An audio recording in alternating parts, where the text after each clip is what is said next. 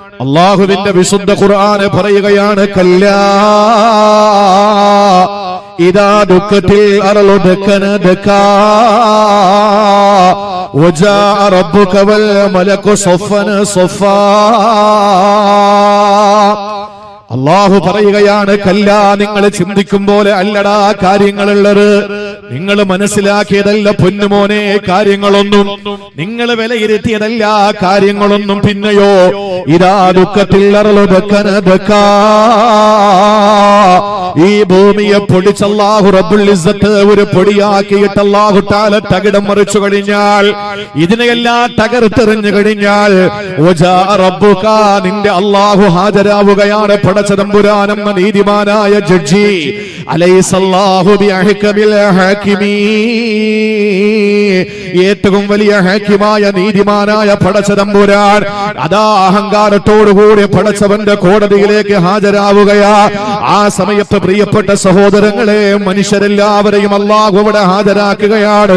ഒരാൾ വന്ന് കാല് പിന്നോട്ട് വെക്കാൻ കഴിയാതെ, ആ നിരയിൽ നിന്ന് മാറാൻ കഴിയാതെ, നാലു ഭാഗത്ത് ചുറ്റും അതിലുപോലെ വൽ മലകു സഫൻ സഫാ, അല്ലാഹുവിന്റെ മാലാഖമാര് അണിയണിയായി വരിവരിയായി നിരനിരയായി ലൈൻ ലൈനായി നിൽക്കുമ്പോ ഇതാ സഹോദരങ്ങളെ ശബ്ദം കേൾക്കുകയാണ്. നരകം കൊണ്ടുവരുന്ന ശബ്ദമാണ്.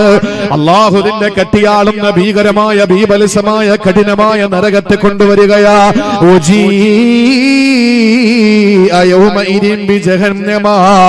ആ സമയത്തരാ നരകത്തെ അല്ലാഹു കൊണ്ടുവരികയാ. ആ സമയത്ത് പ്രിയപ്പെട്ട സഹോദരങ്ങളെ, എന്റെയും നിങ്ങളുടെയും ബോധം ഉണരുകയാണ്. ആ സമയത്ത് നമ്മൾ പറയുകയാണ്, ആ സമയത്ത് നമ്മുടെ അവസ്ഥ എന്താണ്? അല്ലാഹു പറയുന്നു, യൗമൈദിനി യതദക്കറുൽ ഇൻസാൻ, ആ സമയത്താണ് മനുഷ്യന് ബോധം വരിക. ആ സമയത്താണ് മനുഷ്യന് ചിന്തിക്കുന്നത്. അല്ലാഹു ആക്ഷേപ സ്വരത്തിൽ ചോദിക്കുകയാണ്, വഅന്നാ ലഹു ദിക്റാ, ഇപ്പൊ ചിന്തിച്ചിട്ട് വല്ല കാര്യമുണ്ടോടോ? ഇപ്പൊ ചിന്തിച്ചിട്ട് വല്ല കാര്യമുണ്ടോ? ചിന്തിച്ചിട്ട് വല്ല അർത്ഥമുണ്ടോ? ആ സമയത്താണ് ഒന്നാമത്തെ വിലാപം വരുന്നത്. ആ സമയത്താണ് എന്റെയും നിങ്ങളുടെയും നാവിലൂടെ ഒന്നാമത്തെ വിലാപം വരുന്നത്.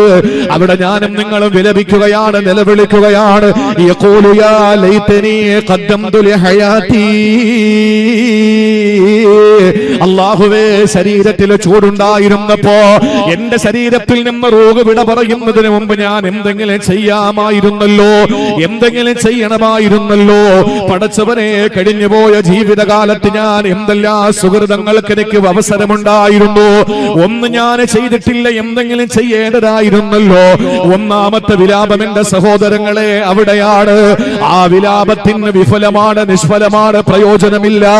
യാതൊരു കാരണവുമില്ലാത്ത ആ വിലാപം ഒരിക്കലും നമുക്ക് വിജയം തരികയില്ല. ആ വിലാപം കൊണ്ട് യാതൊരു ഗുണവും നമുക്ക് ഉണ്ടാവുകയില്ല. ആ വിലാപം നമ്മൾ കാലേക്കോട്ടി മനസ്സിലാക്കിയിട്ട് ഭൂമി ലോകത്ത് വെച്ച് അമലുകൾ ചെയ്യലാ വേണ്ടത്. സഹോദരങ്ങളെ, നിങ്ങൾക്കറിയുമോ, മഹാനായ അബൂ ദർ ഗഫാരി റളിയല്ലാഹു തആല അൻഹു അല്ലാഹുവിന്റെ ഹബീബിനോട് ചോദിക്കുകയാണ്, ഏറ്റവും ശ്രേഷ്ഠമായ അമലേതെന്ന് പറഞ്ഞു തരുമോ നബിയെ? നല്ല അമലുകളെ എനിക്കൊന്ന് വിശദീകരിച്ച് തരുമോ എന്ന് ചോദിക്കുമ്പോ 1400 വർഷങ്ങൾക്ക് മുമ്പ് കാരുണ്യത്തിന്റെ പ്രവാചകനെ വിശദീകരിച്ചു കൊടുത്ത അമലേതെന്നറിയോ? അല്ലാഹുവിന്റെ ഹബീബ് പറഞ്ഞു കൊടുക്കുകയാണ് അബൂ ദർ ഗഫാരി റളിയല്ലാഹു അൻഹുവിനോട്. ആരാണ് അബൂ ദർ എന്നറിയോ? ജീവിതത്തിൽ ഒരുപാട് നന്നാകണമെന്ന് കൊതിച്ച മനുഷ്യനാണ്. ആ ഗഫാർ ഗോത്രത്തിൽ തന്നെ ഏറ്റവും ഒടുവിൽ ഇസ്ലാമിലേക്ക് കടന്നു വന്ന വ്യക്തിയാ. മുസ്ലിമായതിനു ശേഷം കടകമ്പോളങ്ങൾ വേണ്ട എന്ന് തീരുമാനിച്ചയാളാ. ഇനി എനിക്ക് കച്ചവടം വേണ്ട എന്ന് തീരുമാനിച്ചയാളാ. എന്റെ പ്രിയപ്പെട്ടവരെല്ലാം മുന്നേറിയിട്ട് അമലുകൾ വാരിക്കൂട്ടുമ്പോ ഈ പാവപ്പെട്ട അബൂ ദർ അമലുകളിൽ കുറവ് വന്നു പോയവനാണെന്ന് ചിന്തിച്ചുകൊണ്ട് കച്ചവട സ്ഥാപനങ്ങളെല്ലാം പൂട്ടി സീല് വെച്ചിട്ട് പള്ളിയെ ശരണമെന്ന് പറഞ്ഞിരുന്നവരാണ് അബൂ ദർ ഗഫാരി റളിയല്ലാഹു തആല അൻഹു. സഹോദരങ്ങളെ, തിരുനബിയോട് ചോദിക്കുകയാണ്, യാ റസൂലല്ലാഹ്, ഏറ്റവും നല്ല അമൽ ഏതാണെന്നൊന്ന് വിശദീകരിച്ചു തരുമോ? ആ സമയത്ത് നബി തങ്ങൾ പറയുകയാണ്, അല്ലാഹുവിലുള്ള വിശ്വാസവും ധർമ്മസമരവുമാണ്. അല്ലാഹുവിലുള്ള അടിയുറച്ച വിശ്വാസവും ധർമ്മസമരവുമാണ് എന്ന് പറഞ്ഞാൽ ഈമാനും ജിഹാദുമാണ്. ഈ വാക്ക് കേൾക്കുമ്പോൾ അർത്ഥം നമ്മളെ തെറ്റിദ്ധാരണയിൽ മൂലം കേൾക്കേണ്ട കാര്യമല്ല. ജിഹാദ് എന്ന് പറഞ്ഞാൽ ധർമ്മസമരം ചെയ്യാന്ന് പറഞ്ഞാൽ ഏറ്റവും വലിയ ജിഹാദ് എന്ന് പറഞ്ഞാൽ അവനവനോട് ചെയ്യുന്ന ജിഹാദാ. മാമരം കോച്ചുന്ന തണുപ്പത്തെ കിടന്നുറങ്ങുമ്പോ സഹോദരങ്ങളെ പള്ളിയുടെ മിനാരത്തിൽ നിന്ന് സുബഹിന്റെ ബാങ്ക് കേൾക്കുമ്പോ ആ പിരിപ്പിൽ നിന്ന് എഴുന്നേറ്റ് സുബഹി നിസ്കരിക്കാൻ നിനക്ക് കഴിഞ്ഞാൽ ആ സുബഹി നമസ്കാരത്തിന് വേണ്ടി നീ ചാടി എഴുന്നേറ്റുകൊണ്ട് വെള്ളമെടുത്ത് ഒളിവെടുക്കുമ്പോ ആ ഒളിവെടുക്കുന്നത് ഒരു ജിഹാദ് തന്നെയാ. കള്ള കുടിക്കണമെന്ന മോഹം വരുമ്പോ, പലിശ വാങ്ങണമെന്ന മോഹം വരുമ്പോ, കള്ളപ്പരങ്ങളെ പ്രചരിപ്പിക്കണമെന്ന മോഹം വരുമ്പോ, പടച്ചവനെ ഞാനിതിൽ കൂട്ടുനിൽക്കുന്നവനല്ല, എനിക്ക് മദ്യപിക്കാൻ കഴിയില്ല, എനിക്ക് പലിശ വാങ്ങാൻ കഴിയില്ല, എനിക്ക് കള്ളത്തരങ്ങൾക്ക് കൂട്ടു നിൽക്കാൻ കഴിയില്ല, ഈ ഒരു ബോധമുണ്ടായിക്കൊണ്ട് അതിൽ നിന്ന് പിന്മാറുന്നവനാരോ അത് തന്നെയാണ് പൊന്നയാണ് ജിഹാദ്. അള്ളാഹുവിന്റെ ഹബീബ് പഠിപ്പിച്ച ജിഹാദിന്റെ വ്യത്യസ്തമായ തലങ്ങളുണ്ട്, വിഭിന്നമായ ആശയങ്ങളുണ്ട്.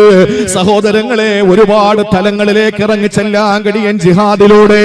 ആ ജിഹാദ് തന്നെയാണ് ഏറ്റവും വലിയ അമല്, ഈമാനാണ് ഏറ്റവും വലിയ അമല് എന്ന് തന്റെ പ്രിയപ്പെട്ട ശരീരത്തിനായ അബൂദറിനെ പഠിപ്പിക്കുമ്പോ അടിമയെ മോചിപ്പിക്കുന്ന മഹത്വം മനസ്സിലാക്കിയ അബൂദർ ഇടയ്ക്ക് ചോദിക്കുകയാണ്, ഓ പ്രവാചകരെ, അടിമയെ മോചിപ്പിക്കാൻ ഒരാൾക്ക് കഴിഞ്ഞില്ലെങ്കിൽ അടിമകളെ മോചിപ്പിക്കുന്ന വലിയ ആരാധനയായി കണ്ടിരുന്ന കാലമാണല്ലോ. അടിമച്ചന്തയിലും മനുഷ്യനെ വിൽപ്പന ചരക്കാക്കി വെക്കുന്ന കാലമാണ്. മാമൻ ചന്തയിലെ മാർക്കറ്റിലെ കാളകളെയും മൂരികളെയും വിൽക്കാൻ വെക്കുന്നത് പോലെ മനുഷ്യനെ മാർക്കറ്റിൽ കൊണ്ട് നിരത്തി നിർത്തുന്ന കാലഘട്ടത്തില് വില കൊടുത്തിട്ട് പാവപ്പെട്ട ഒരു മനുഷ്യനെ ആ മനുഷ്യനെ അടിമത്വത്തിൽ നിന്ന് ആ മനുഷ്യനെ മോചനം നൽകിയിട്ട് പറഞ്ഞു വിടുന്ന പുണ്യമായ അമലാണല്ലോ. അത് ചെയ്യാൻ എനിക്ക് കഴിഞ്ഞില്ലെങ്കിൽ ഞാൻ എന്താ ചെയ്യേണ്ടതെന്ന് ചോദിക്കുമ്പോ അല്ലാഹുവിന്റെ റസൂൽ പറയുന്നു, അബൂദർറേ, എന്നാ നീ ചെയ്യേണ്ടതെന്തെന്നറിയോ? ഒരു പാവപ്പെട്ടവന്റെ ജോലിയിൽ നീ ഒന്ന് സഹായം ചെയ്യാൻ കഴിയോ? ഒരു പാവപ്പെട്ടവൻ എന്തെങ്കിലും തൊഴിലെടുത്തുകൊണ്ടിരിക്കുമ്പോ ആ തൊഴിലെടുക്കുന്ന പാവപ്പെട്ടവനെ ഒന്ന് ഹെൽപ്പ് ചെയ്യാൻ നിനക്ക് കഴിയോ? അതല്ലെങ്കിൽ ചെയ്യാൻ കഴിയാത്ത ഒരു പാവപ്പെട്ടവനെ സഹായിച്ചുകൊണ്ട് നിനക്ക് ആ പണിയെടുക്കാൻ കഴിയോ? നബിയെ, കഴിഞ്ഞാൽ ഞാനത് ചെയ്തോളാം, ഇനി അതിനും കഴിഞ്ഞില്ലെങ്കിൽ ഞാൻ എന്താ ചെയ്യേണ്ടത്? 1400 വർഷങ്ങൾക്ക് മുമ്പ് കാരുണ്യത്തിന്റെ പ്രവാചകന്റെ മറുപടി എന്തെന്നറിയോ? സഹോദരങ്ങളെ, അമലുകളുടെ കൂട്ടത്തിൽ നമ്മൾ കരുതുന്ന 5 നേരത്തെ നിസ്കാരം മാത്രമല്ല, 5 നേരം പള്ളിയിലെ നിസ്കാരം മാത്രമല്ല, റമളാൻ മാസത്തിന്റെ വ്രതശുദ്ധി മാത്രമല്ല, പരിശുദ്ധമായ ഹറമിൽ ചെന്ന് പരിശുദ്ധമായ ഹജ്ജ് ഉംറയും നിർവഹിക്കൽ മാത്രമല്ല.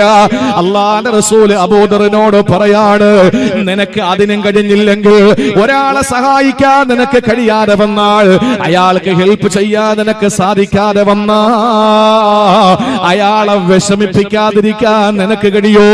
നിന്റെ ഒരു വാക്കുകൊണ്ടോ ഒരു നോട്ടം കൊണ്ടോ ഒരു പ്രവൃത്തി കൊണ്ടോ ഒരു ചിന്ത കൊണ്ടോ നിന്റെ ഇടപെടൽ കൊണ്ടോ ഒരാളെ സങ്കടപ്പെടുത്താതിരിക്കാൻ നിനക്ക് കഴിയോ? അതെനിക്ക് കഴിയും നബിയേ. എന്നാൽ അത് ഏറ്റവും വലിയ ധർമ്മമാണ് എന്ന് 1400 വർഷങ്ങൾക്ക് മുമ്പ് കാരുണ്യത്തിന്റെ പ്രവാചകൻ നബി മുഹമ്മദ് മുസ്തഫ. സഹോദരങ്ങളെ, പരലോകത്ത് അല്ലാഹു ഹാജരാകുമ്പോ മലായികത്തുകൾ ചുറ്റുവട്ടത്ത് നിൽക്കുമ്പോ അല്ലാഹുവിന്റെ നരകം കൊണ്ടുവരുന്ന സമയത്ത്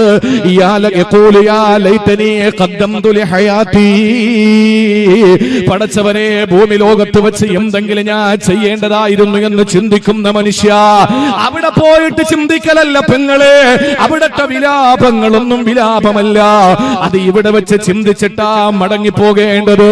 അല്ലാഹു റബ്ബുൽ ഇസ്സത്ത് അവന്റെ മലക്കിനെ നമ്മുടെ ചാരത്തയക്കുമ്പോ സഹോദരങ്ങളെ, നമ്മളടുത്ത് വന്നിട്ട് റൂഹിനോട് പറയുമ്പോ, യാ അയ്യത്തുഹൻ നഫ്സുൽ മുത്മഇന്നതു തുർജിഇ ഇലാ റബ്ബിക റാളിയതൻ മർളിയ ഫദ്ഖുലി ഫീ ഇബാദി വദ്ഖുലി ജന്നതി എന്ന് പറഞ്ഞിട്ട് നമ്മുടെ സമക്ഷത്തിൽ വന്ന് മഹാനായ മലക്കുൽ മൗത്ത് കടന്നു വന്നിട്ടല്ലെങ്കിൽ മാലാകമാരെ കടന്നു വന്നിട്ട് നമ്മുടെ റൂഹിനെ മംഗളബോധിയിട്ട് നമ്മുടെ ശരീരത്തിൽ നിന്ന് ഇറക്കി വിടുമ്പോ അല്ലാഹു റബ്ബുൽ ഇസ്സത്തിലേക്ക് നമ്മുടെ റൂഹ് പറന്നുയരുമ്പോ അതിനു മുമ്പ് ചെയ്യാൻ പറ്റുന്ന അമലുകളൊക്കെ ചെയ്തിട്ട് വേണം പോകാൻ.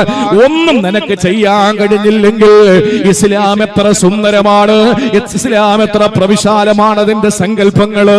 അല്ലാഹുവിന്റെ റസൂൽ പറയുന്നു, നിനക്ക് ഒന്നും ചെയ്യാൻ സാധിച്ചില്ലെങ്കിൽ ആരെയും വിഷമിപ്പിക്കാതിരുന്നൂടെ, ആരെയും സങ്കടപ്പെടുത്താതിരുന്നൂടെ, അത് ധർമ്മമാണ്.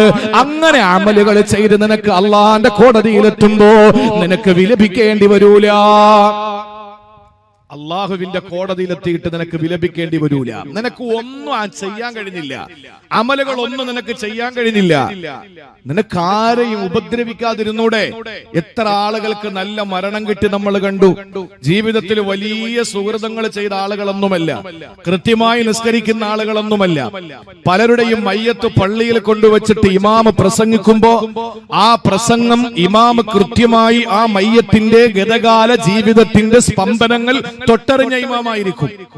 ആ ഇമാമ് മയ്യത്ത് കൊണ്ടുവച്ചിട്ട് പ്രസംഗിക്കുമ്പോ പറയുന്നത് പള്ളിയിൽ അധികമായി വരുന്ന ആളൊന്നുമായിരിക്കില്ല, റമദാനിൽ കൃത്യമായി നോമ്പ് പിടിക്കുന്ന ആളൊന്നും ആകണമെന്നില്ല, ഒരുപാട് ഹജ്ജും ഉംറയും ചെയ്ത ആളുകളൊന്നും ആയിരിക്കണമെന്നില്ല.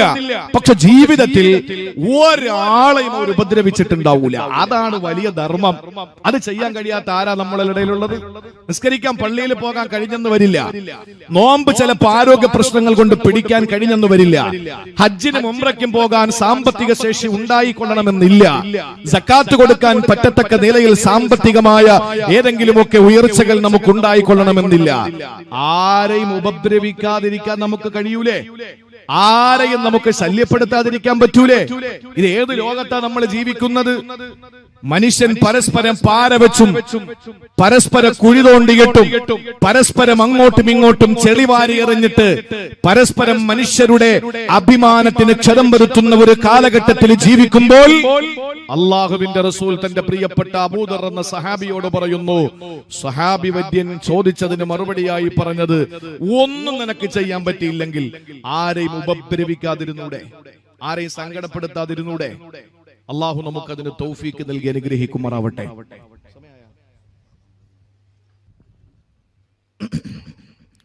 നമുക്ക് ഒരാളെ ഉപദ്രവിക്കാതിരിക്കാൻ കഴിഞ്ഞാൽ, ആർക്കും ഒരു ഭാരമാകാതെ നമുക്ക് മരിക്കാൻ കഴിഞ്ഞാൽ അത് വലിയൊരു അമലാണ്.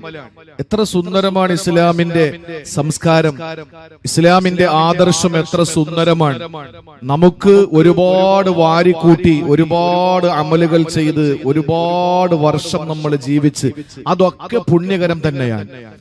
പക്ഷെ ഒരു മനുഷ്യനെ സംബന്ധിച്ചിടത്തോളം ആരെയും ഉപദ്രവിക്കാതെ മാനുഷികമായിട്ടുള്ള യാതൊരുവിധ പകപോക്കലുകളും ഇല്ലാതെ ഒരാളുടെയും മനസ്സ് വേദനിപ്പിക്കാതെ, സഹാബാക്കളുടെ ചരിത്രങ്ങൾ ഒന്നൊന്നായി നമ്മെ പഠിപ്പിക്കുന്നത് അങ്ങനെയുള്ള തലങ്ങളിലേക്ക് നമ്മളെ കൊണ്ടെത്തിക്കുക. അതുകൊണ്ട് പ്രിയപ്പെട്ടവരെ, ചെയ്യാൻ പറ്റുന്ന അമലുകളൊക്കെ ചെയ്യേണ്ടത് ഇവിടെയാണ്. നമ്മുടെ ഖബറിൽ കിടക്കുന്ന നമ്മുടെ പ്രിയപ്പെട്ടവരോട് ചോദിച്ചു നോക്കണം, അവർക്ക് തിരിച്ചു വരാൻ, അവർക്ക് മടങ്ങി വരാൻ കഴിയുമെങ്കിൽ അവർ പിന്നെ ജീവിതത്തിൽ ഒരിക്കൽ പോലും ഒരു മോശമായ പ്രവൃത്തി അവർ ചെയ്യില്ല. കാരണം എന്താണ്? അവർ അനുഭവിക്കുകയാണ് ഇപ്പോ. ആ സമയത്തുള്ള വിലാപങ്ങൾ ഒന്നും ഫലപ്രദമാകുന്ന അല്ലെങ്കിൽ ഫലം ചെയ്യുന്ന ഒന്നല്ല. അതുകൊണ്ട് അവിടത്തെ ലോകത്തേക്ക് പോകുന്നതിന് മുമ്പ് ഇവിടെ വെച്ച് നമുക്ക് ജീവിതത്തിൽ അമലുകൾ ചെയ്യാൻ കഴിയണം. ആ ഒരു ബോധമായിരുന്നു മുൻഗാമികൾക്ക് ഉണ്ടായിരുന്നത്. അംർ ബിൻ ആസ് റളിയല്ലാഹു തആല അൻഹു, നമുക്കറിയാം അംർ ബിൻ ആസ് റളിയല്ലാഹു തആല അൻഹു ഒരു സ്വഹാബിയാണ്. അദ്ദേഹം രോഗിയായി കഠിനമായ രോഗത്തിനിരയായി കിടക്കുമ്പോ മഹാനായ അംർ ബിൻ ആസ് റളിയല്ലാഹു തആല അൻഹു കരയാൻ തുടങ്ങി. ആ കരച്ചിൽ കണ്ടിട്ട് പൊന്നുമോനെ സഹിക്കാൻ പറ്റിയില്ല. സ്വഹാബാക്കള് പലരും അംർ ബിൻ ആസ് റളിയല്ലാഹു അൻഹുവിനെ രോഗസന്ദർശനം നടത്താൻ വേണ്ടി വന്നതാണ്. ആ സമയത്ത് അവരുടെ മുഖത്ത് നോക്കാതെ അദ്ദേഹം കിടക്കുന്ന കിടക്കയിൽ ആ ചുമരിനോട് മുഖം തിരിച്ചിട്ട് പൊട്ടിക്കരയുന്ന പിതാവിനോട് മകൻ ചോദിക്കുകയാണ്, വാപ്പാ, നിങ്ങൾ സ്വഹാബിയല്ലേ, നിങ്ങളിൽ അല്ലാഹുവിന്റെ ഹബീബ് സംതൃപ്തനാണല്ലോ, പിന്നെ എന്തുകൊണ്ടാണ് നിങ്ങൾ സങ്കടപ്പെടുന്നത്, കരയുന്നത് എന്തിനാണെന്ന് ചോദിക്കുമ്പോൾ അംർ ബിൻ ആസ് റളിയല്ലാഹു തആല അൻഹു പറഞ്ഞ മറുപടി എന്തെന്നറിയോ? പൊന്നുമോനെ, നീ മനസ്സിലാക്കിയത് പോലെയല്ല. ഈ വാപ്പാടെ ജീവിതത്തിൽ 3 ഘട്ടങ്ങൾ ഉണ്ടായിരുന്നു പൊന്നുമോനെ. ജീവിതത്തിൽ ഈ വാപ്പ 3 ഘട്ടങ്ങളിലൂടെയാണ് സഞ്ചരിച്ച് ഇവിടെ എത്തിച്ചേർന്നത്. ഒന്നാമത്തെ ഘട്ടം ഈ വാപ്പ വിശ്വാസിയായിരുന്നു, അള്ളാഹുവിനെ അംഗീകരിക്കാത്ത, അഷ്റഫുൽ ഖൽഖിനെ അംഗീകരിക്കാത്ത ഒരാളായിരുന്നു ഞാൻ. അന്ന് ഞാൻ മരണപ്പെട്ടിരുന്നെങ്കിൽ നരകം ഉറപ്പാകുമായിരുന്നല്ലോ. പിന്നീട് വാപ്പാക്ക് ഹിദായത്ത് അല്ലാഹു തന്നു. വാപ്പ മുസ്ലിമായി, അള്ളാന്റെ ഹബീബിന്റെ പ്രിയപ്പെട്ട അനുചരനായി, അവിടുത്തെ ബൈഅത്തിൽ പങ്കാളിയായി ഞാൻ റസൂലുള്ളാഹിനെ ബൈഅത്ത് ചെയ്യുകയാ. അന്ന് ഞാൻ മരിച്ചില്ല മോനെ. അന്ന് ഞാൻ മരണപ്പെട്ടിരുന്നെങ്കിൽ എന്റെ റസൂൽ എനിക്ക് മയ്യത്ത് നമസ്കരിക്കുമായിരുന്നല്ലോ. ആളുകളെ പറയുമല്ലോ അംർ ഇബ്നുൽ ആസ് വിജയിച്ചു എന്ന്, അംർ ഇബ്നുൽ ആസ് വിജയിച്ചു എന്ന് ആളുകൾ ഉറക്കെ പറയുമായിരുന്നല്ലോ. നമ്മൾ മരിക്കുമ്പോ ജനങ്ങളും നല്ലത് പറയണ സഹോദര, എനിക്ക് എന്റെ റബ്ബറിഞ്ഞാ മതി, ഒരു മഖ്ലൂഖും അറിയണ്ട എന്ന് പറയുന്നിടത്തല്ല ഞാൻ നല്ലവനാണോ റസൂലേ. അല്ലാഹുവിന്റെ റസൂല് പറഞ്ഞു, ഞാനല്ല പറയേണ്ടത്, നിന്റെ വീടിന്റെ ചാരത്തുള്ള അയൽക്കാരൻ പറയണം നീ നല്ലവനാണോ ചീത്തയാണോ എന്ന്. അവന് നീ നല്ലവനാണെന്ന് പറഞ്ഞാൽ നീ നല്ലവന് തന്നെയാണ്, അവന് നീ മോശപ്പെട്ടവനെന്ന് സർട്ടിഫിക്കറ്റ് നൽകിയാൽ നീ മോശപ്പെട്ടവനാണ്. സഹോദരങ്ങളെ, നമ്മൾ മരിക്കുമ്പോ ആളുകൾ നല്ലത് പറയാനുണ്ടാകണം. വാപ്പ പൊന്നുമോനെ റസൂലുള്ളാഹിന്റെ കാലത്ത് മരിച്ചിരുന്നെങ്കിൽ ആളുകൾ പറയുമായിരുന്നു അംർ ഇബ്നുൽ ആസ് വിജയിച്ചവനാണ്, അവന് സന്തോഷത്തോടെ മടങ്ങിപ്പോയവനാണെന്ന് പറയുമായിരുന്നല്ലോ. അന്ന് വാപ്പ മരിച്ചില്ല മോനെ. പിന്നീട് വാപ്പ അധികാരത്തിന്റെ ഉത്തുംഗ സോപാനത്തിലെത്തി. വാപ്പ പിന്നെ ഭരണാധികാരിയായി, ഗവർണറായി, പല പല ഘട്ടങ്ങളിലൂടെ, പല പല മേഖലകളിലൂടെ വാപ്പ പിന്നിട്ടോ. ആ പിന്നിട്ട അവസ്ഥയിൽ വാപ്പ ഇന്ന് രോഗബാധിതനായി കിടക്കുകയാ. എങ്ങനെയാണ് മരിക്കുന്നതെന്ന് പറയാൻ എനിക്കറിയില്ലല്ലോ മോനെ. മരിക്കുന്ന സമയത്ത് എനിക്ക് കെലിമ പറയാ കഴിയുമോ അറിയില്ലല്ലോ പൊന്നുമോനെ. സഹോദരങ്ങളെ, ആ സമയത്തെങ്കിലും നമുക്കൊന്ന് തിരിച്ചറിവുണ്ടായ അംർ ഇബ്നുൽ ആസ് റളിയല്ലാഹു തആല അൻഹു സഹാബിയാണ്. അഷ്റഫുൽ ഖൽഖിന്റെ സുന്ദരമായ മുഖദാവിലേക്ക് നോക്കിയിരുന്ന്, അവിടുത്തെ ചെഞ്ചുണ്ടുകളിലേക്ക് നോക്കിയിരുന്ന് അറിവുകൾ ശേഖരിച്ച പ്രിയപ്പെട്ട സഖാവ, പ്രിയപ്പെട്ട അനുചരനാണ്, പ്രിയപ്പെട്ട സ്വദീർഥ്യനാണ്. ആ പ്രവാചകന്റെ അനുയായി പോലും മരിക്കുന്നതിന് മുമ്പ് തന്നെ ഇവിടെ വെച്ച് തന്റെ ഭൗതിക ജീവിതത്തിന്റെ, ഗതകാല ജീവിതത്തിന്റെ ഓരോ നിമിഷങ്ങളെ പറ്റി ആലോചിച്ചുകൊണ്ടാണ് മരണപ്പെട്ടതെങ്കിൽ ആ ഒരു ചിന്ത എന്റെ സഹോദരങ്ങളെ നമ്മുടെ ജീവിതത്തിൽ വന്നിട്ടില്ല എങ്കിൽ അള്ളാഹുവിന്റെ കോടതിയിൽ ആദ്യത്തെ വിലാപം, പടച്ചവനെ ഞാൻ എന്തെങ്കിലും ചെയ്യേണ്ടതായിരുന്നല്ലോ. കഴിയില്ല പൊന്നുമോനെ, കഴിയില്ല പ്രിയപ്പെട്ടവരെ, കഴിയില്ല. അത് കഴിഞ്ഞാൽ രണ്ടാമത്തെ വിലാപം ആരംഭിക്കുകയാ. അതേത് സമയത്താണെന്നറിയോ സഹോദരങ്ങളെ? രണ്ടാമത്തെ വിലാപത്തെ വിശുദ്ധ ഖുർആനെ പരിചയപ്പെടുത്തുന്ന സൂറത്തുൻ നബയിലൂടെയാ. അതേത് സമയത്താണെന്നറിയോ? ഓരോരുത്തരും ഒന്നാമത് നിലവിളിക്കുകയാണ്, എന്തെങ്കിലും ഞാൻ ചെയ്തിട്ട് വരേണ്ടതായിരുന്നല്ലോ, കഴിഞ്ഞില്ലല്ലോ പടച്ചവനെ എന്ന് ചിന്തിച്ചതിന് ശേഷം അതാ രണ്ടാമത്തെ നിലവിളി വരികയാണ്. എന്താ രണ്ടാമത്തെ നിലവിളി എന്നറിയോ? മഹാനായ അബ്ദുല്ലാഹി ഇബ്നു ഉമർ റളിയല്ലാഹു തആല അൻഹു പറയുകയാ, അല്ലാഹു ഖിയാമത്ത് നാളിൽ എല്ലാ ജീവജാലങ്ങളെയും ഒരുമിച്ച് കൂട്ടുകയാ. മനുഷ്യരെ മാത്രമല്ല, മൃഗങ്ങളെ മാത്രമല്ല, സസ്യലതാദികളെ, പക്ഷിപറവാദികളെ എല്ലാത്തിനെയും അല്ലാഹു അവിടെ ഹാജരാക്കുകയാണ്. ഒന്നുപോലും ജീവജാലങ്ങളിൽ പെടുന്ന ഒന്നുപോലും അവിടെ വരാതിരിക്കില്ല. എല്ലാ ജീവജാലങ്ങളെയും, ഉറുമ്പിൻ കൂട്ടങ്ങളെയും, പറന്നുയരുന്ന പറവക്കൂട്ടങ്ങളെയും, ഹിംസ്ര ജന്തുക്കളെയും എല്ലാം അല്ലാഹു അവന്റെ കോടതിയിൽ ഹാജരാക്കുകയാ. അവിടെ മലായിക്കത്തുകളുണ്ട്, അവിടെ ജിന്നുകളുണ്ട്, മനുഷ്യരുണ്ട്. അല്ലാഹുവിന്റെ മുഴുവൻ അടിമകളെയും അല്ലാഹു അവിടെ ഹാജരാക്കിയിട്ട് അല്ലാഹുവിന്റെ പ്രതികാര നടപടി ആരംഭിക്കുകയാ. സഹോദരങ്ങളെ, ഒരു ആട് മറ്റൊരാടിനെ കുത്തിയിട്ടുണ്ടെങ്കിൽ ആ കുത്തുകൊണ്ട ആടിനെ കൊണ്ട് കുത്തിയ ആടിനെ തിരിച്ചു കുത്തിപ്പിക്കുകയാണ് അല്ലാഹു. ഒരു പശു മറ്റൊരു പശുവിനെ കുത്തിയിട്ടുണ്ടെങ്കിൽ ആ കുത്തുകൊണ്ട പശുവിനെ കൊണ്ട് കുത്തിയ പശുവിനെ തിരിച്ചു കുത്തിപ്പിക്കുന്ന പ്രവിശാലമായ പടച്ചവന്റെ നീതിയുടെ കോടതി. ആ കോടതിയിൽ വെച്ച് ഖിസാസിന്റെ നടപടികളെല്ലാം അവസാനിക്കുകയാ. ആരെങ്കിലും എന്നെ ചീത്ത പറഞ്ഞിട്ടുണ്ടോ? ആരെങ്കിലും എന്നെ അധിക്ഷേപിച്ചിട്ടുണ്ടോ? അവന്റെ സൽക്കർമ്മങ്ങളെല്ലാം എടുത്ത് എനിക്ക് തന്നിട്ട് അവസാനം എന്നെ കുറ്റം പറഞ്ഞവന് അവന് തരാൻ അമലുകളില്ലാതെ വന്ന എന്റെ തിന്മകളെല്ലാം എടുത്ത് അവന്റെ മേലെ ചാർത്തി കൊടുക്കുന്ന അള്ളാഹുവിന്റെ കോടതിയുണ്ടല്ലോ. ആ കോടതിയിൽ വെച്ചുകൊണ്ട് ഓരോ മനുഷ്യനും രക്ഷപ്പെടാൻ കഴിയുമോ എന്ന ആശങ്കയോടെ സംഭീതരായി, പരിഭ്രമചിത്തരായി, വിഷാദ വിഷണ്ണരായി, വ്യാകുല വികുലരായി നിൽക്കുന്ന സമയത്ത് അള്ളാഹു അവന്റെ അംലാക്കുകളുടെ സാന്നിധ്യത്തിൽ വെച്ച് മൃഗങ്ങളോട് പറയുന്ന ഒരു വാക്കുണ്ട്. എന്താ മൃഗങ്ങളോട് പറയുന്നതെന്നറിയോ? മൃഗങ്ങളോട് കൽപ്പനകളൊന്നുമില്ലല്ലോ. മൃഗങ്ങളോട് പ്രത്യേകിച്ച് അല്ലാഹു കൽപ്പനകളൊന്നും പറഞ്ഞിട്ടില്ല.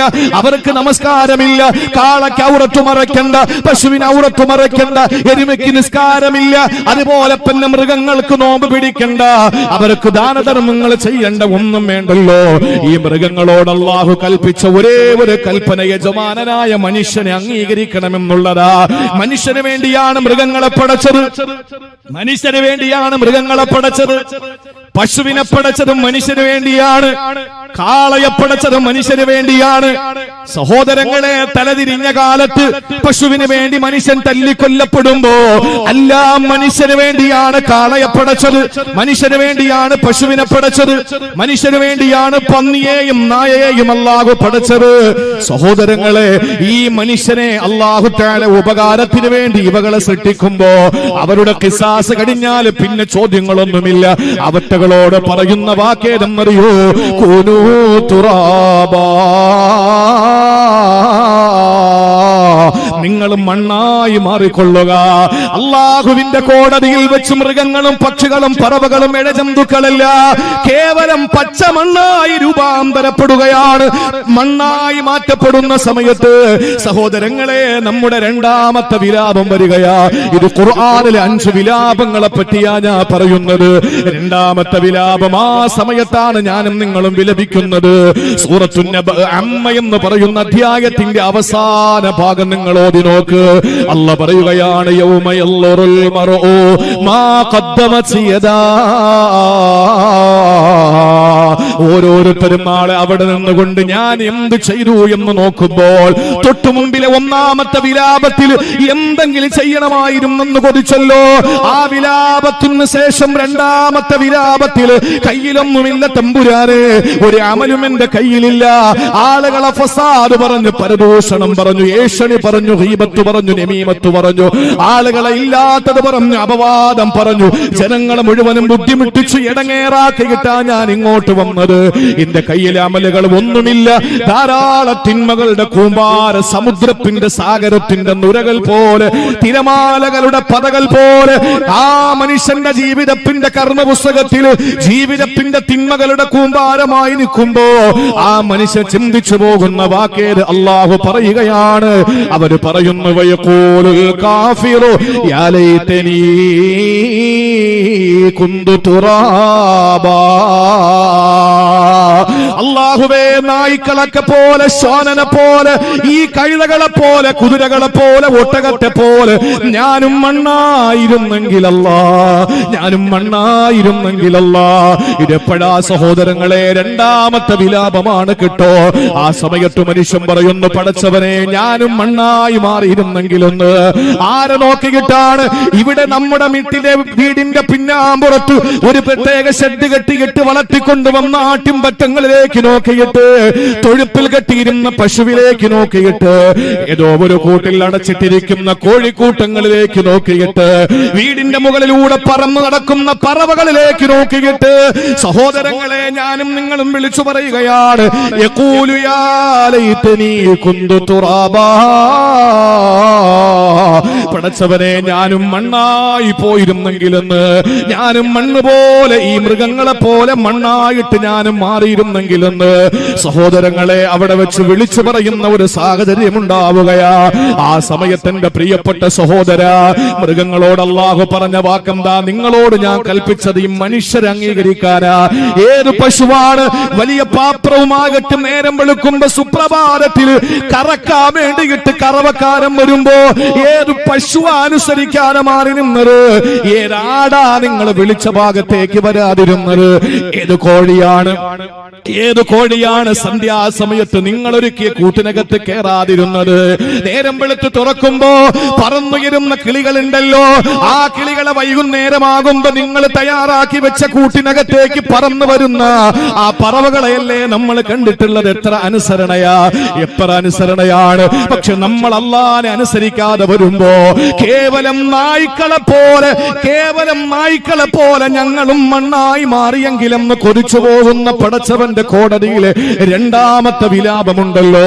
നമ്മൾ കരുതും അങ്ങനെ അങ്ങ് ചിന്തിച്ചാൽ അങ്ങനെ ആകുമെന്ന്. അല്ല, അബൂ ഹുറൈറ റളിയല്ലാഹു അൻഹു റസൂലുള്ളാഹിന്റെ നിഴലായി നടന്ന സഹാബിയാണല്ലോ. അവിടെ നിന്ന് പറയുകയാണ്, മണ്ണാ സമയത്ത് വിളിച്ചു പറയുമത്രേ, പച്ചമണ്ണ് വിളിച്ചു പറയുമത്രേ, ലാ ലാ ലാ യഖൂലു തുറാബു ലാ വലാ കറാമത ലക മിൻ ജഅലിക മിസ്ലി. എടോ, എന്നെ പോലെ ആകാനുള്ള യോഗ്യത പോലും നിനക്കില്ലടോ എന്ന് മനുഷ്യനോട് പറയുമെന്ന് അബൂ ഹുറൈറ റളിയല്ലാഹു അൻഹു പഠിപ്പിക്കുകയാ. അബൂ ഹുറൈറ റളിയല്ലാഹു അൻഹു പറയുന്നു, മണ്ണ് പറയുമെന്ന്. ഏതു മണ്ണ്? നായ്ക്കൾ മണ്ണായി രൂപാന്തരപ്പെട്ടപ്പോ നിങ്ങൾ മണ്ണായി പോകൂ എന്ന് പറയാൻ. മൃഗങ്ങളെ അള്ളാഹു തന്നത് നമുക്ക് ആവശ്യത്തിനാണ്. ഈ ലോകത്തുള്ള സർവ്വതും മനുഷ്യന് വേണ്ടിയിട്ടാ. പള്ളി അള്ളാഹ്ക്കല്ല, ആർക്കാ? മനുഷ്യനാണ്. മനുഷ്യന് വേണ്ടിയിട്ടാണ് പള്ളി. മനുഷ്യന് സൗകര്യത്തിനാണ് അള്ളാഹു തആല പള്ളി കൊടുത്തത്. അല്ലാതെ അള്ളാഹ്ക്ക് പള്ളിയുടെ ആവശ്യമുണ്ടോ? അള്ളാഹ്ക്ക് ഹറമിന്റെ ആവശ്യമുണ്ടോ? അള്ളാഹ്ക്ക് ബനാത്തിന്റെ ആവശ്യമുണ്ടോ? അള്ളാഹ്ക്ക് ഹിഫ്ള് കോളേജിന്റെ ആവശ്യമുണ്ടോ? അള്ളാഹ്ക്ക് അറബി കോളേജിന്റെ ആവശ്യമുണ്ടോ?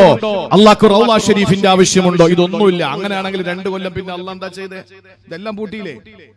ഇതെല്ലാം പൂട്ടിയപ്പോ എന്താ സംഭവിച്ചത്? മനുഷ്യർക്ക് നഷ്ടങ്ങൾ ഉണ്ടായി. മനുഷ്യർക്ക് നഷ്ടങ്ങൾ ഉണ്ടായി. അള്ളാഹ്ക്ക് ഒന്നും സംഭവിച്ചില്ല. അള്ളാഹ് അന്നത്തെ പ്രൗഢിയിലും അന്നത്തെ അതേ ഗാംഭീര്യത്തിലും അന്നത്തെ അതേ ജലാലിയത്തിലും ജമാലിയത്തിലും ഇസ്സത്തിലും അലമത്തിലും കിബ്രിയായിലും തന്നെയാണ് അള്ളാഹു. ഒരു മാറ്റവും പടച്ചവനുണ്ടായില്ല. ഇതൊക്കെ മനുഷ്യന് അള്ളാഹു തന്നത്. ലോകത്തുള്ള സർവ്വതും അള്ളാഹു മനുഷ്യന് വേണ്ടി കൊടുത്തതാ. എന്താ അള്ളാഹ് പറഞ്ഞത്? ഖലഖതുൽ അശ്യാ ലി അജലിക്. എല്ലാം നിനക്ക് വേണ്ടിയാടാ. വ ഖലഖതുക ലി അജലി. മനുഷ്യനോട് അള്ളാഹ് പറഞ്ഞു, ലോകത്തുള്ളതെല്ലാം നിനക്ക് വേണ്ടിയാ, നീ എനിക്ക് വേണ്ടിയിട്ട്. അള്ളാഹ്ക്ക് വേണ്ടിയിട്ടുള്ളത് ഒരൊറ്റ വിഭാഗം മാത്രമേ ഉള്ളൂ, അത് മനുഷ്യർ മാത്രം. മലായിക്കത്തുകൾ അള്ളാഹ്ക്കാണോ? അല്ല, മനുഷ്യർക്കാ. മലായിക്കത്തുകൾ അള്ളാഹ്ക്കല്ല, മനുഷ്യർക്കാ. മലായിക്കത്തുകളുടെ ഡ്യൂട്ടി എന്താ? ഹഫളത്തിന്റെ മാലാകമാര്. എന്റെ അർത്ഥം എന്താ? നമ്മളൊരാപത്തിൽ പെട്ടുപോകാതെ നമ്മളെ സൂക്ഷിക്കുന്ന മലക്കുകൾ, നമ്മുടെ നന്മ തിന്മകൾ എഴുതുന്ന കാത്തിബുൽ ഹസനാത്തും കാത്തിബുൽ സയ്യിആത്തും, അസ്ഹാബുൽ യമീൻ അസ്ഹാബുൽ ശിമാൽ, നമ്മളോട് ഇന്റർവ്യൂ നടത്തുന്ന മുങ്കർ നക്കീർ, നമ്മളെ പറ്റി ചോദിക്കുന്ന റഖീബ് അതീദ്, നമുക്ക് വേണ്ടിയിട്ട് മഴയും വെയിലും കാറ്റും കോളും വെള്ളവും തീയും ഒക്കെ ആവശ്യത്തിന് എത്തിച്ചു തരാൻ മീകായില്, അവസാനം നമുക്ക് നശിപ്പിച്ച് നാമാവശേഷമാക്കുമ്പോ അല്ലാഹു റബ്ബുൽ ഇസ്സത്തിനെ കാണിച്ചു തരാൻ വേണ്ടിയിട്ട് വീണ്ടും സൂറെന്ന നശീകരണായുധത്തിന്റെ കൊമ്പിലൂതുന്നത് ഇസ്രാഫീല്. അള്ളാനെ കാണാൻ വേണ്ടിയിട്ട് നമുക്ക് ഈ ലോകത്ത് നിന്ന് പോണമല്ലോ. മരണം എന്ന് പറയുന്നത് ഒരിക്കലും നമുക്ക് അസ്രായേല്, നമുക്കറിയാലോ. ഇന്നിപ്പോ എന്റെ ഒരു പ്രിയപ്പെട്ട സ്നേഹിതൻ ഇവിടെ ഉണ്ടാവും, ഒരു പക്ഷേ മകൻ PG വിദ്യാർത്ഥിയാണ്, സാറിന്നില്ലേ, വയനാട്ടിൽ വെച്ച് മരണപ്പെട്ടു ആക്സിഡന്റിൽ. ഉമ്മ ഇവിടെ മരണപ്പെട്ടു. നമ്മുടെ വീടുകളിൽ നാടുകളിലൊക്കെ ചെറിയ മക്കളെ, ചെറിയ പ്രായത്തിൽ കുഞ്ഞു മക്കൾ മരണപ്പെടുമ്പോ നമ്മൾ ചിന്തിക്കാറുണ്ട്, ഇത്രയും കരുണയില്ലാത്തൊരു മലക്ക്. അതല്ല, നമ്മളെ വാപ്പ മരിക്കാൻ നേരത്ത് നമ്മൾ വിലപിക്കാൻ പാടില്ല. എന്തുകൊണ്ട്? ഞാൻ ഇന്നലെ പൂവച്ചലിൽ പ്രസംഗിക്കുമ്പോ ഈ വിഷയം ഞാൻ അവിടെ ഉണർത്തിയിരുന്നു. നമ്മളും മരിച്ചു കഴിഞ്ഞാൽ, ഇപ്പൊ ഞാൻ ഈ വേദിയിൽ വെച്ച് ഞാൻ അങ്ങ് മരണപ്പെട്ടാൽ എനിക്ക് അള്ളാഹു തരുന്ന ഏറ്റവും വലിയ ഭാഗ്യമേതാ? അടുത്ത സെക്കൻഡിൽ എനിക്ക് അഷ്റഫുൽ ഖൽക്കിനെ കാണാം, എനിക്ക് അബൂബക്കർ സിദ്ദീഖിനെ കാണാം റളിയല്ലാഹു അൻഹു, എനിക്ക് മഹാരഥന്മാരായ എന്റെ അയിമ്മത്തുകളെ കാണാം, ഖുലഫാഉർ റാഷിദീങ്ങളെ കാണാം, ബദരീങ്ങളെ കാണാം. ഇന്നലെ വരെ ബദരീങ്ങളെ പറ്റി പ്രസംഗിച്ച എനിക്ക്, ഇന്നലെ വരെ സഹാബാക്കളെ പറ്റി പ്രസംഗിച്ച എനിക്ക്, ഞാൻ ഇവരെ പറ്റിയാണല്ലോ പ്രസംഗിച്ചത് എന്ന് എനിക്ക് നേരിട്ട് കാണാൻ പറ്റും. ആ മറയൊന്ന് മാറണം, അതിനാണ് മരണം. അതുകൊണ്ട് മരണം ഒരിക്കലും ക്രൂരതയുടെ പര്യായമാണ് എന്ന് ആരും ചിന്തിക്കണ്ട. മരിച്ചാലേ അള്ളാനെ കാണാൻ പറ്റൂ. നമ്മൾ കൊടുത്ത സദക്കയ്ക്ക്, നമ്മൾ നിസ്കരിച്ച നിസ്കാരത്തിന്, നമ്മൾ കേട്ട ആളുകളുടെ ഭാഗത്ത് നിന്ന് നമ്മൾ കേട്ട തെറ്റിദ്ധാരണ മൂലം നമ്മൾ കേട്ട അധിക്ഷേപങ്ങളുടെയും ആക്ഷേപങ്ങളുടെയും വാക്കുകൾക്ക്, നമ്മൾ അനുഭവിച്ച ത്യാഗങ്ങൾക്ക്, നമ്മൾ നിസ്കരിച്ച നിസ്കാരത്തിന് പിടിച്ച നോമ്പുകൾക്കൊക്കെയുള്ള പ്രതിഫലം കിട്ടണമെങ്കിൽ എപ്പോ വേണം? മരിക്കണം. ആ മരണപ്പെട്ട സമയം മുതൽ അള്ളാഹു നമുക്ക് തന്നോണ്ടിരിക്കും. അപ്പൊ മരണം എന്ന് പറയുന്നത് വലിയ ഒരു മുസീബത്താണ്. മുസീബത്ത് തന്നെയാണ്. ഖുർആനിൽ മുസീബത്ത് എന്നാ പറഞ്ഞത്. പക്ഷേ അതൊരു മുസീബത്ത് ആകുന്നത് ജീവിച്ചിരിക്കുന്നവരിലേക്ക് തട്ടിച്ചു നോക്കുമ്പോഴാണ്. ഭർത്താവ് മരിച്ചുപോയി, അയാൾക്ക് എന്താ നഷ്ടപ്പെടാൻ? നമ്മൾ ഏത് കാര്യം ഓർത്തിട്ടാ കരയുന്നത്? നിങ്ങൾ പറയും, ഒന്ന് ചിന്തിച്ചേ. നിങ്ങൾ വീട്ടിൽ, നമ്മുടെ പാച്ചറയിൽ ഒരു മരണം നടന്നു, ഒരു കല്യാണം കഴിഞ്ഞു, ഒരു പുതിയാപ്പിള മരിച്ചു, നല്ലവനായിരുന്നു. ആരെ കേന്ദ്രീകരിച്ചുകൊണ്ടാണ് നമുക്ക് സങ്കടം ഉണ്ടാവുന്നത്? ആരെ? പുതിയ പെണ്ണിന്റെ കാര്യം ആലോചിച്ചിട്ടാ. കാരണം എന്താ? അള്ളാഹുവെ കല്യാണം അവൻ എന്തെങ്കിലും സംഭവിച്ചോ, അവൻ അടുത്ത നിമിഷം മുതൽ അവൻ അനുഷ്ഠിച്ച അനുഷ്ഠാനങ്ങളുടെ പ്രതിഫലം കിട്ടിക്കൊണ്ടിരിക്കാൻ, അവൻ മുസീബത്തിന്റെ ലോകത്ത് നിന്ന് അള്ളാഹുവിന്റെ റൗള് റിയാദിലേക്ക് മാറിയിരിക്കാൻ, അവന്റെ പ്രത്യേകമായ അനുഗ്രഹങ്ങളിലേക്ക് അവൻ നീങ്ങിയിരിക്കാൻ. അതുകൊണ്ടാണ് ബിലാൽ റളിയല്ലാഹു തആല അൻഹു മരിക്കാൻ നേരത്ത് ഭാര്യ വന്നിട്ട് നിലവിളിച്ചു, വാ ഹുസ്നാ എന്ന് നിലവിളിച്ചു. എന്റെ ദുഃഖമേ സഹിക്കാൻ പറ്റുന്നില്ല. ബിലാൽ റളിയല്ലാഹു അൻഹു വിളിച്ചു, വാ തുർബാ, എന്റെ സന്തോഷമേ പറഞ്ഞറിയിക്കാൻ പറ്റുന്നില്ല. ഭാര്യ മുഖത്ത് നോക്കിയിട്ട് ചോദിച്ചു, നിങ്ങൾ എന്താ പറയുന്നത്? അതെ, ഗദൻ അൽഖാ മുഹമ്മദ, അടുത്ത നിമിഷം എനിക്ക് റസൂലുള്ളാഹിനെ കാണാം. ഞാൻ മരിച്ചാൽ നിനക്ക് കാണാൻ പറ്റൂലല്ലോ. അപ്പൊ എനിക്ക് സന്തോഷിക്കേണ്ട വേളയല്ലേ മോളെ. അവരടങ്ങി. അതുകൊണ്ട് പ്രിയപ്പെട്ട സഹോദരങ്ങളോട് എനിക്ക് പറയാനുള്ളത്, ഈ ഭൂമി ലോകത്ത് വെച്ച് നമ്മൾ ഓരോരുത്തരും നിർവഹിക്കുന്ന അമലുകൾ നമുക്ക് നാളെ പരലോകത്ത് വിലപിക്കാതിരിക്കാനുള്ള ഒരു വലിയ അനുഗ്രഹമായി അള്ളാഹു തരും. ഞാൻ പറഞ്ഞു വന്നത്, ലോകത്തുള്ള സർവ്വതും മനുഷ്യന് വേണ്ടി അള്ളാഹു തന്നതാണ്.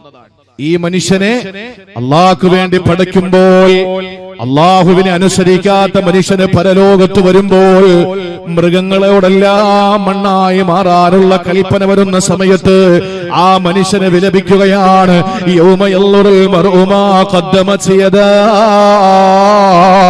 വയഖൂലുൽ കാഫിറു യാ ലൈതനി കുന്തു തുറബാ. പടച്ചവനെ, ഞാനും മണ്ണായിരുന്നെങ്കിലും എന്ന് ചിന്തിച്ചു പോവുകയാ. എന്താ കാര്യമെന്നറിയോ പ്രിയപ്പെട്ട സഹോദരങ്ങളെ? ഈ മണ്ണായി പോയിരുന്നെങ്കിൽ കൊള്ളാമെന്ന് ചിന്തിക്കുന്നത് എന്തിന്റെ പേരിലെന്നറിയോ? 3 കാരണങ്ങളുടെ പേരിലാണ് ചിന്തിക്കുന്നത്. ഒന്ന്, അല്ലാഹുവേ, ഞാനും മണ്ണായി തന്നെ ആദ്യമേ കഴിഞ്ഞിരുന്നെങ്കിൽ, അഥവാ എന്റെ ഉമ്മ എന്നെ പ്രസവിക്കാതിരുന്നെങ്കിൽ, ഞാൻ സൃഷ്ടിക്കപ്പെട്ടത് എന്റെ ശരീരം പച്ചമണ്ണാണല്ലോ, ഈ കാണുന്ന ശരീരം പച്ചമണ്ണാണല്ലോ. കൊട്ടിയാലെ ശബ്ദം കേൾക്കുന്ന നിലയിൽ പച്ചവെള്ളവും പച്ചമണ്ണും കൂട്ടിക്കലർത്തിയിട്ടാണല്ലോ മനുഷ്യനെ അല്ലാഹു പടച്ചത്. അതേ മനുഷ്യന് പച്ചമണ്ണിന്റെ സന്തതി തന്നെയാണ്. ഞാൻ എന്റെ ഉമ്മ പ്രസവിക്കാത്ത ഒരു കുട്ടിയായി, എന്റെ വാപ്പയുടെ എന്റെ ഉമ്മയുടെ തണലിൽ വളരാത്ത ഒരു അവസ്ഥയിൽ, ഞാൻ പ്രസവിക്കപ്പെടാത്ത അവസ്ഥയിൽ തന്നെ മണ്ണായി തന്നെ ആദ്യമേ കഴിഞ്ഞിരുന്നെങ്കിലെന്ന് ആ മനുഷ്യ ചിന്തിക്കുന്നതാകാ. അല്ലെങ്കിൽ ആ മൃഗങ്ങളെ പോലെ മണ്ണിലേക്ക് അങ്ങ് മടങ്ങിയിരുന്നെങ്കിൽ എന്നാണ് ചിന്തിക്കുക. അതുമല്ലെങ്കിൽ പ്രിയപ്പെട്ട സഹോദര, ഖബറിനകത്ത് കൊണ്ടുവച്ച് ജീർണിക്കുന്ന അവസ്ഥ വരുമല്ലോ. നമ്മുടെ ശരീരം മുഴുവനും മണ്ണ് തിന്നുന്ന, ചെതല് തിന്നുന്ന സാഹചര്യം വരുമല്ലോ. എവിടെ നിന്റെ സന്തോഷത്തിന്റെ ആനന്ദത്തിന്റെ ദിവസങ്ങൾ? എവിടെ നിന്റെ ശരീരത്തിന്റെ ആകാര സൗഷ്ഠവം? എവിടെ പൊന്നുമോനെ? സൗന്ദര്യം എവിടെയാണ്? എല്ലാ പച്ചമണ്ണോട് ചേർന്ന് പോവുകയാണ്. ആ പച്ചമണ്ണോട് ചേർന്ന് പോകുമ്പോ ആ മണ്ണിൽ തന്നെ ഞാനങ്ങ് അലിഞ്ഞു ചേർന്നിരുന്നെങ്കിലും ചിന്തിച്ചു പോകുന്ന വിലാപമാ സഹോദരങ്ങളെ. ഇവിടെ വെച്ചാണത് തീരുമാനിക്കേണ്ടത്, ഇവിടെ വെച്ചാ നമ്മളത് ചിന്തിക്കേണ്ടത്. അങ്ങനെ ചിന്തിച്ചവരാ നമ്മുടെ മുൻഗാമികൾ. നിങ്ങൾക്കറിയുമല്ലോ, മഹാനായ സയ്യിദുനാ അബൂബക്കർ സിദ്ദീഖ് ആരാ? നമുക്കറിയുമല്ലോ, ഖുലഫാഉർ റാഷിദീങ്ങൾ ആദ്യത്തെ ആളാ. അല്ലാഹുവിന്റെ ഹബീബിനെ കൊണ്ട് വിശ്വസിച്ച ആദ്യത്തെ ആളാ. സ്വർഗ്ഗത്തിൽ ആദ്യമായി റസൂലുള്ളാഹിന്റെ പിന്നാലെ കടന്നു പോകുന്ന ആളാ. റസൂൽ എന്ന കാകളത്തിൽ ഊതുമ്പോ എങ്ങനെയാണ് മനുഷ്യർ എഴുന്നേക്കുന്നതെന്നറിയോ സഹോദരങ്ങളെ? ആദ്യമായി വിളിക്കുത്തരം നൽകുന്നതാരാ? ഖുബ്ബത്തുൽ ഖലറായിന്റെ ചുവട്ടിൽ കിടക്കുന്ന മഹാനായ നബി മുഹമ്മദ് മുസ്തഫ സല്ലല്ലാഹു അലൈഹി വസല്ലമ തങ്ങൾ റൗളാ ശരീഫിൽ നിന്ന് എഴുന്നേൽക്കുകയാ. അടുത്ത് കിടക്കുന്ന സിദ്ദീഖുൽ അക്ബറിനെയാണ് വിളിക്കുന്നത്. അത് കഴിഞ്ഞിട്ട് ഉമർ റളിയല്ലാഹു അൻഹുവിനെ വിളിക്കുകയാ. 3 പേര് തൊട്ടപ്പുറത്തുള്ള ജന്നത്തുൽ ബഖീൽ ചെന്നിട്ട് അവരെ വിളിക്കുകയാ. അവിടെ നിന്ന് 455 കിലോമീറ്റർ പുറത്തുള്ള മക്കയിലെ ജന്നത്തുൽ മുഅല്ലയിൽ വന്ന് അവരെ വിളിക്കുകയാണ്. എല്ലാവരും അല്ലാഹുവിന്റെ കോട്ടിലെത്തിയതിനു ശേഷമാണ് ഈ പള്ളിച്ച വീട്ടുകരയിലെ ഖബർസ്ഥാനിൽ നിന്ന് നിങ്ങളുടെ പിതാക്കന്മാര്, അല്ല നിങ്ങളും നിങ്ങളുടെ സന്താന പരമ്പരകൾ, നിങ്ങളുടെ പിൻഗാമികൾ മുഴുവൻ ഖബറിൽ നിന്ന് എഴുന്നേറ്റ് വരുന്നത് അതിനുശേഷമാണ്. അതുകൊണ്ട് റസൂലുള്ളാഹിനോടൊപ്പം സ്വർഗ്ഗത്തിൽ നിന്ന് ആദ്യമായി പ്രവേശിക്കുന്നത് സിദ്ദീഖുൽ അക്ബർ. എല്ലാറ്റിലും ഒന്നാമന് സിദ്ദീഖ് തങ്ങളാണല്ലോ. ആ സിദ്ദീഖുൽ അക്ബർ റളിയല്ലാഹു തആല അൻഹു ജീവിതത്തിൽ, നിങ്ങൾ എന്റെ ജീവിതത്തിൽ, എന്റെയും നിങ്ങളുടെയും ജീവിതത്തിൽ, എന്റെയും നിങ്ങളുടെയും ജീവിതം മാത്രമല്ല മുഴുവൻ സഹാബാക്കളുടെ ഈമാനും എടുത്ത് തുലാസിന്റെ ഒരു തട്ടിൽ വെച്ചിട്ട് ഗൗസുൽ ആലം മുഹയ്യിദ്ദീൻ അബ്ദുൽ ഖാദിർ ജീലാനി റളിയല്ലാഹു അൻഹു നേതൃത്വം നൽകുന്ന അല്ലാഹുവിന്റെ ഔലിയാക്കളുടെ ഈമാൻ എടുത്തൊരു തുലാസിൽ വെക്കുക. സഹോദരങ്ങളെ, ഇമാമിയങ്ങൾ, മുഫസ്സിരീങ്ങൾ, മുഹദ്ദിസീങ്ങൾ, സലഫുസ് സാലിഹീങ്ങൾ, ഇന്നലെ വരെ ജീവിച്ചുപോയ മൺമറഞ്ഞു പോയ മഹത്തുക്കളുടെ ഈമാൻ എടുത്തിട്ട് ലോകം അവസാനിക്കുന്നത് വരെയുള്ള മുഴുവൻ വിശ്വാസികളുടെയും ഈമാൻ എടുത്ത് അമ്പിയാക്കളല്ലാത്ത എല്ലാവരുടെയും ഈമാൻ എടുത്ത് ഒരു തുലാസിൽ വെച്ചിട്ട് അടുത്ത തട്ടിലേക്ക് അബൂബക്കർ സിദ്ദീഖ് തങ്ങളുടെ ഈമാൻ എടുത്തു വെച്ച സുബ്ഹാനല്ലാഹ്, ആ തട്ടിനാണ് ഭാരമുള്ളതെന്ന് പറഞ്ഞതാരാ? ഇന്നേ വരെ തമാശയ്ക്ക് പോലും ആ തരത്തിൽ നിന്ന് ഒരിക്കൽ പോലും അസത്യത്തിന്റെ ലാഞ്ചന കടന്നു വരാത്ത, കളവിന്റെ ഒരു അംശം പോലും പറയാത്ത, സപ്തവാനങ്ങൾക്ക് മുകളിൽ നിന്ന് പടച്ചവന്റെ സന്ദേശമല്ലാതെ മിണ്ടിയിട്ടില്ലാത്ത മഹാനായ നബി മുഹമ്മദ് മുസ്തഫ സല്ലല്ലാഹു അലൈഹി വസല്ലമ തങ്ങൾ പറയുകയാ, ആ ഈമാനിന്റെ ഏറ്റവും വലിയ പ്രതീകമായ മഹാനായ സിദ്ദീഖ് തങ്ങളുണ്ടല്ലോ, ഒരവസരത്തിൽ അദ്ദേഹം പറഞ്ഞ വാക്കെന്തെന്നറിയോ? ഒരു വാക്ക് അദ്ദേഹം പറഞ്ഞു, എന്താണെന്നറിയോ? അല്ലാഹുവേ, ഞാൻ മരിക്കേണ്ടവനാണ്, ഞാൻ നാളെ പരലോകത്ത് വരേണ്ടവനാണ്.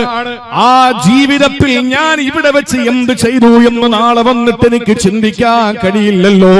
അതുകൊണ്ട് പടച്ചവനെ, കൈഫ ഹാലി യാ ഇലാഹി ലൈസ ലീ ഖൈറുൽ അമൽ സൂഉ അഅമാലി കസീറുൻ സാദു തആതി ഖലീൽ. അബൂബക്കർ സിദ്ദീഖ് തങ്ങളുടെ വാക്കിതാണ്. അബൂബക്കർ സിദ്ദീഖ് തങ്ങൾ ഭൂമിയിൽ വെച്ച് വിലപിക്കുകയാ. ഏത് സിദ്ദീഖാണ്? ഏതെങ്കിലും വൃക്ഷത്തിന്റെ ശിഖരത്തില്, ആ വൃക്ഷ ശിഖരത്തിൽ ഒരു പറവ ഇരിക്കുമ്പോ സിദ്ദീഖ് തങ്ങൾ പറയുമായിരുന്നു, പടച്ചവനെ, ഞാൻ ആ പറവയായിരുന്നെങ്കിൽ. കല്ല് കാണുമ്പോ പറയും, യാ ലൈതനീ കുന്തു ഹജറാ. വൃക്ഷം കാണുമ്പോ പറയും, യാ ലൈതനീ കുന്തു ശജറാ. അവസാനം പറഞ്ഞ് അവസാനം പറയുന്നു, യാ ലൈതനീ ലം തലിദിനി ഉമ്മി. എന്റെ ഉമ്മ എന്നെ പ്രസവിച്ചില്ലായിരുന്നെങ്കിൽ. ഇതാരായി പറയുന്നത്? പാച്ചറയിൽ ഏതെങ്കിലും ഒരു അബൂബക്കർ സിദ്ദീഖാണോ? ആരുടെ കഥയായി പറയുന്നത്? ചരിത്രം പറയലും കേൾക്കലും പറയിപ്പിക്കലും അല്ല. ചരിത്രങ്ങളെ പറയാൻ ആളുണ്ട്, കേൾക്കാൻ ആളുണ്ട്, പറയിപ്പിക്കാനും ആളുണ്ട്. പക്ഷെ ചരിത്രങ്ങൾ സൃഷ്ടിക്കപ്പെടുന്നില്ല. അബൂബക്കർ സിദ്ദീഖ് റളിയല്ലാഹു തആല അൻഹു എല്ലാത്തിലും ഒന്നാമനായി, സ്വർഗത്തിന്റെ പാസ് ഭൂമിയിൽ വെച്ച് വാങ്ങിയ ഒന്നാമനാണ് അബൂബക്കർ സിദ്ദീഖ് റളിയല്ലാഹു അൻഹു. ആ സിദ്ദീഖുൽ അക്ബർ റളിയല്ലാഹു അൻഹു വിലപിക്കുന്നത് ഇവിടെയാണ്. കാരണം ആഖിറത്തിൽ പോയിട്ടുള്ള വിലാപം രക്ഷപ്പെടൂല.